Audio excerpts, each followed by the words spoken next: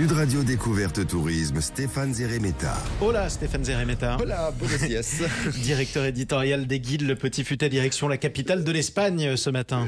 Nous partons donc à Madrid, cette capitale qui est à taille humaine. C'est vrai que Madrid, c'est pas très très grand. C'est une ville qui est vraiment agréable. Il y a plein de petites ruelles charmantes. Alors les musées sont absolument somptueux. Il y a une douceur de vivre, une ambiance festive. On a tous en tête cela.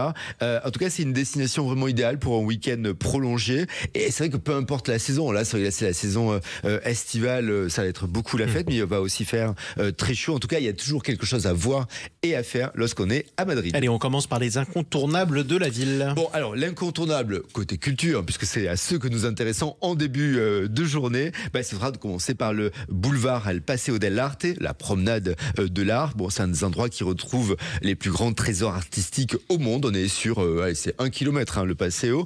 Alors, il y a le fameux musée du Prado, bien sûr, 10 000 toiles, 700 sculptures. C'est la plus grande collection de peintures espagnoles au monde, bien sûr. On va aussi voir les Ménines de Velázquez, des tableaux de Goya. Les Goya, ils en ont beaucoup, ils sont vraiment magnifiques. Et c'est vrai qu'il faut savoir que l'entrée du musée est gratuite tous les jours en soirée à partir de 18h. Donc ça peut être une idée de faire ça en fin de journée. C'est bon à savoir, effectivement. Allez, on continue sur le Paseo del Arte. Alors il y a l'autre grand musée qui est absolument incontournable et c'est le principal musée d'art contemporain de Madrid, le musée de la Reina Sofia, donc de la Reine Sophie. Pour la petite histoire, c'est un ancien hôpital qui a été réaménagé. La façade, c'est assez reconnaissable. Il y a 2 ascenseurs en verre, donc c'est un mélange architecture ancienne et architecture moderne. Alors au programme des œuvres de Dali, de Miro, et puis la vedette, mais alors c'est absolument fabuleux, le Picasso, en fait l'un de ses plus célèbres tableaux, Guernica,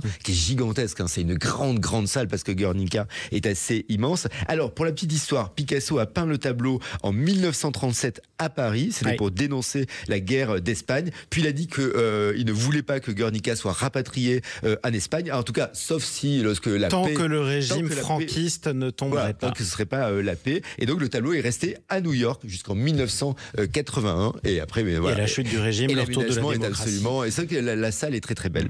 Et un jour, un Allemand avait demandé à Picasso, c'est vous qui avez fait ce tableau? Et lui avait répondu, non, c'est vous, messieurs les Allemands.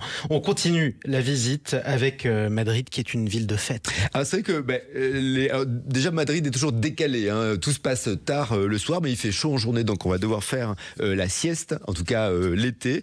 Dès la soirée, les ruelles et les rues s'animent. La tradition, c'est vraiment une tradition assez marquée quand on est à Madrid. On va passer de bar en bar. Il y a des petits bars, il y a plein de petits bars. On va commander une cana, une bière. On reçoit avec des frites, des croquettes de jambon. Elles sont souvent très excellentes. À un autre endroit, vous prenez un tout petit peu quelques crevettes grillées. C'est toujours dans un brouhaha absolument incroyable. On va comme ça faire faire des tapas d'un coin à l'autre. Les endroits où dîner et boire un verre ne manquent pas. Il y a notamment le marché San Miguel qui est bien. Il y a plein de stands de nourriture alléchante pour n'en citer qu'un. Et c'est vrai qu'après il y a de vraiment bons restaurants. On peut très très bien manger lorsqu'on est à Madrid, mais aussi une partie de la soirée peut être d'aller dans un authentique tablao qui est un cabaret flamenco. Et c'est vrai qu'on va pouvoir se laisser pendant 1 heure à ambiance flamenco, puis après on ira continuer à boire un peu des verres et grignoter. J'ai l'image encore de vos vacances là-bas. Allez, on continue avec les environs de la ville. Alors c'est qu'il y a des choses très intéressantes en dehors de Madrid. À seulement 1 heure, on a Tolède qui a vraiment un patrimoine médiéval absolument magnifique. La ville, c'est un labyrinthe de ruelles pavées. C'est dominé par une cathédrale gothique qui est assez impressionnante. Il y a toute une histoire assez étonnante entre chrétiens, musulmans, juifs. Et donc là, et en plus, Tolède est sur une sorte d'île. En tout cas, il y a une fleuve qui tourne autour. C'est vraiment très très beau la façon dont quand on approche de la ville. Il y a Ségovie aussi qui émerveille par l'aqueduc romain qui est parfaitement préservé.